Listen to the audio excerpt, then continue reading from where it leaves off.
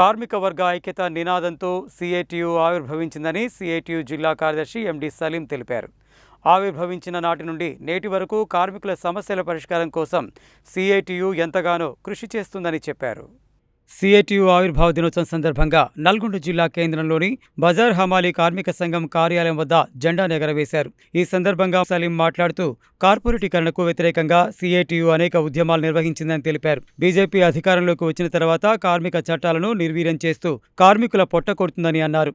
రానున్న కాలంలో కార్మిక వర్గ హక్కుల సాధన కోసం సిఐటియు పెద్ద ఎత్తున పోరాటాలు నిర్వహిస్తుందని చెప్పారు. ఈ కార్యక్రమంలో సిఐటియు జిల్లా ఉపాధ్యక్షుడు దండంపల్లి సత్తయ్య, లకపాక రాజు, ఔట రవీందర్, అద్దంకి నరసింహ, సలివోజు సైదాచారి, గంజి రాజేష్, మారయ్య, బొమ్మకంటి లక్ష్మీపతి తదితరులు పాల్గొన్నారు.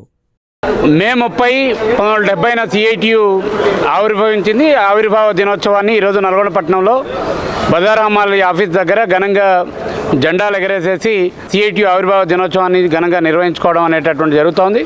పుట్టిన నాడే కార్మిక వర్గ ఐక్యత నినాదంతో సిఐటియు ఆవిర్భవించింది.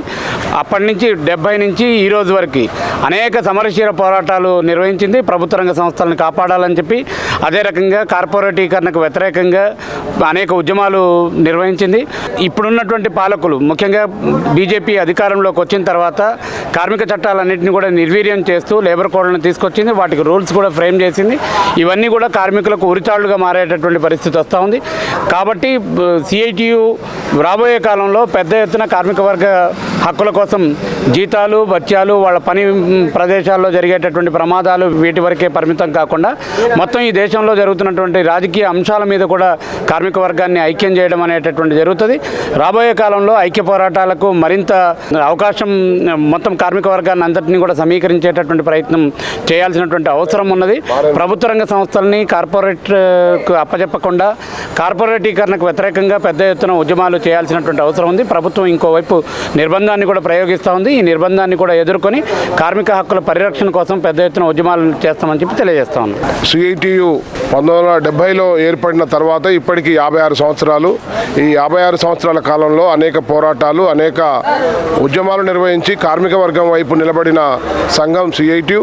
దాని యొక్క పుట్టుక ఈరోజు దేశవ్యాప్తంగా అనేక మంది ఉద్యోగులు, కార్మికులు ఈరోజు ఎంతోమందికి ఇది చేస్తున్న పరిస్థితి ఉన్నది. వాళ్ళందరికీ ముఖ్యంగా ఈరోజు కార్పొరేట్ వ్యవస్థ తీసుకొచ్చి బీజేపీ ప్రభుత్వం మొత్తం కార్మిక రంగాల్లో ఉన్న పనిచేస్తున్న కార్మికులకు ఎలాంటి చట్టాలు లేకుండా, ఎలాంటి హక్కులు లేకుండా కాలరాసే పరిస్థితి తీసుకొచ్చింది. దానికి వ్యతిరేకంగా కూడా సిఐటియు పోరాడుతుంది.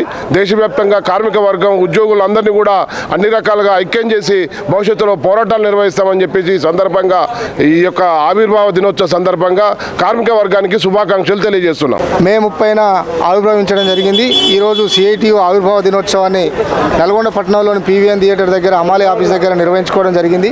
ముఖ్యంగా కేంద్రంలో బీజేపీ అధికారంలోకి వచ్చిన తర్వాత కార్మిక చట్టాలను రద్దు చేసి కార్మికులకు, ఉద్యోగులకు ఎలాంటి హక్కులు లేకుండా, సమ్మె హక్కు లేకుండా ఈరోజు రద్దు చేసే పరిస్థితి కనబడుతూ ఉంది.